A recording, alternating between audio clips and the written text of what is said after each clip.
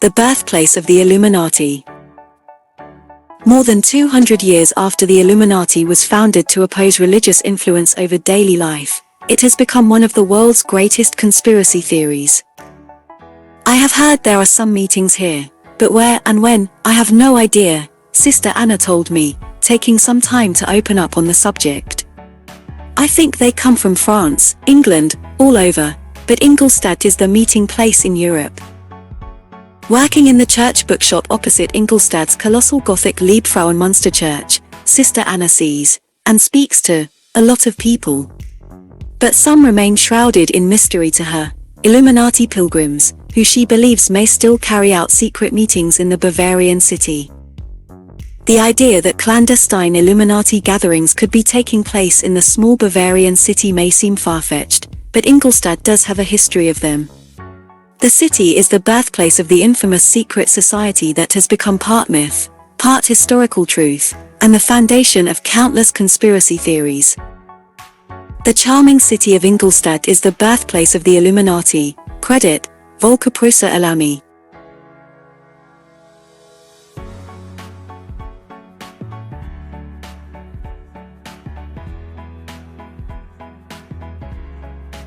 It was on the 1st of May 1776 that Adam Weishaupt, a professor of law at the University of Ingolstadt, founded the Order of the Illuminati, a secret organization formed to oppose religious influence on society and the abuse of power by the state by fostering a safe space for critique, debate and free speech.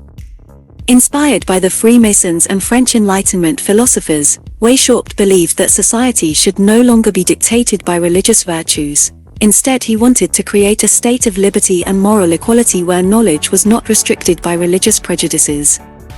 However, religious and political conservatism ruled in Ingolstadt at that time, and subject matter taught at the Jesuit-controlled university where Weishaupt lectured was strictly monitored.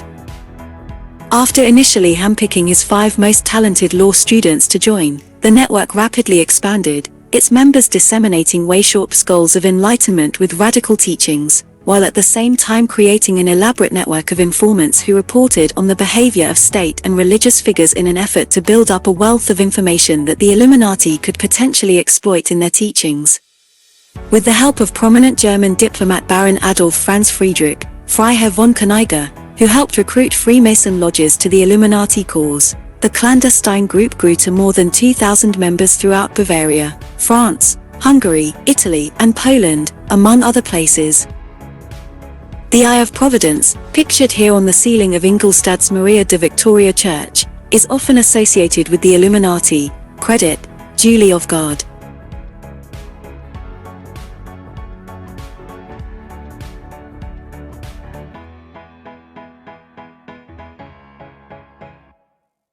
Yet in the city where it all began, this peculiar legacy remains little known among residents. Not so many people know about it. But the Illuminati are part of the history of Ingolstadt, local journalist Michael Klarner explained as we stood outside the old University of Ingolstadt, an unassuming, church-like building just a short stroll from Sister Anna's bookshop. Weishaupt was in many ways a revolutionary, Klarner continued. He liked the idea of teaching people to be better human beings. He wanted to change society. He was dreaming of a better world, of a better government. He started the Illuminati with the idea that everything known to humankind should be taught, something that was not allowed here at the university.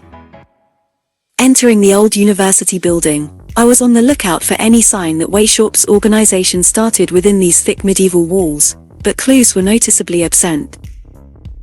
But maybe that shouldn't be so surprising. The Illuminati, after all, was never meant to be noticed. A small plaque outside Weishaupt's former home marks the building as an old Illuminati meeting place, credit, Julie of God.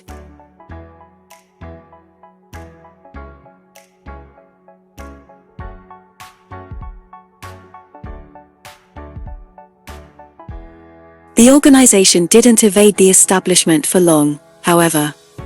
Just a decade after its creation, The secret society was infiltrated by Bavarian authorities after its radical anti-state writings were intercepted by government authorities. The Illuminati was shut down and Weishaupt was banished from Ingolstadt to live the rest of his life in the German city of Gotha, 300 kilometers to the north. Yet the idea of a secret society revolting against the state has captured imaginations ever since, encapsulated in conspiracy theories cooked up by those who believe the Illuminati was never actually disbanded, a claim that has been widely debunked by historians. Even still, conspiracy theorists say that the organization has been covertly working behind the scenes to subvert authority. The Illuminati has been suggested as the party responsible for the French Revolution, the assassination of US President John F. Kennedy and even the 11th of September 2001 terror attacks, and has become famous through books and films like Dan Brown's Angels and Demons. The Illuminati conspiracy theory is what we call a super-conspiracy, or basically a conspiracy that controls smaller conspiracies, said Dr. Michael Wood of the University of Winchester, an expert in the psychology of conspiracy theories. People do talk about the Illuminati, but a lot of the time it's in a joking or self-aware kind of way, almost making fun of the idea of a global conspiracy.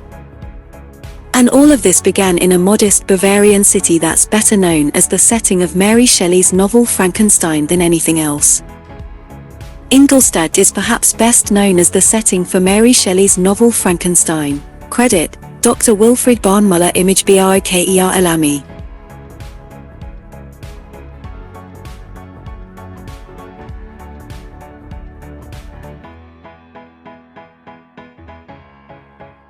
Little points to the secret society's creation in Ingolstadt, except perhaps a small, easily missed plaque outside Weishaupt's former home, a light blue building on Neuroscience Street, that marks it as an Illuminati meeting place in the late 18th century. Yet delve a little deeper, and signs can be found of Ingolstadt's unlikely role in history. Tucked behind two sets of metal doors at the Stadtmuseum Ingolstadt, City Museum, I found city archivist Maria Eppelschiemer sifting through row upon row of centuries-old books in search of Ingolstadt's Illuminati past, written in the words of the founder himself. The thick smell of aging paper filled the narrow spaces between each bookcase, from which precious archaic hardbacks and delicate manuscripts jutted out. I think it's one of the most interesting topics we look at here, Eppelschiemer said as she studied the dusty spines in a section dedicated solely to Ingolstadt's history.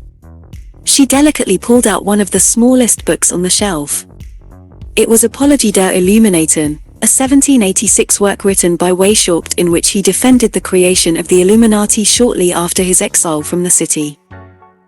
Several of Weishaupt's works can be found in Ingolstadt's archives. Credit, Julie Ofgard.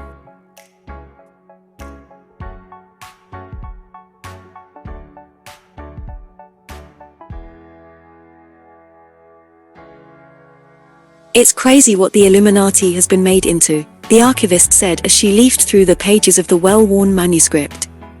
What it's been made into has nothing to do with the real Illuminati.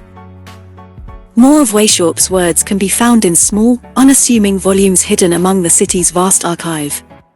It's as though more than 2 centuries after its formation, Weishaupt's Illuminati has continued to remain as elusive as possible. However, there are some people in Ingolstadt, such as Klarna, who are actively trying to bring this unusual historical legacy to light. You know, Frankenstein is believed to have been based in the city because of the Illuminati, Klarna said enthusiastically as he took me on a short tour of Ingolstadt's historical and religious landmarks. By the French Revolution, there were already theories that the revolution began in Ingolstadt and that the Illuminati were the intellectual fathers of the revolution. This is why many literary theorists believe Mary Shelley knew about Ingolstadt, and why Frankenstein was then set here. Local journalist Michael Klarna leads Illuminati-themed walking tours to educate visitors on the group's relationship to Ingolstadt. Credit, Julie Ofgard. Klarna regularly leads Illuminati-themed walking tours to educate visitors on the group's relationship to the city. As we passed the large green, orange and yellow painted buildings of the old city, Klarna reeled off significant Illuminati dates, individuals, and information, taking us back to 16th century Ingolstadt and the role of 15th century university professor Johann Eck in helping to cement the city, and the university in particular, as a bastion for the Catholic faith, something Weishaupt looked to counter 2 centuries later. Of course we get some conspiracy theorists on the tours I do, Klarna admitted. But we can educate them to what is the real truth and what is conspiracy. Back at Sister Anna's bookshop, however, the mystery around the Illuminati continues to catch the imagination of the shy nun, despite what the history books may say. Some people have come here and asked me about the meetings, the nun said, leaning over the table as though disclosing a secret. I think there is something here, but what exactly, in what houses, I don't know.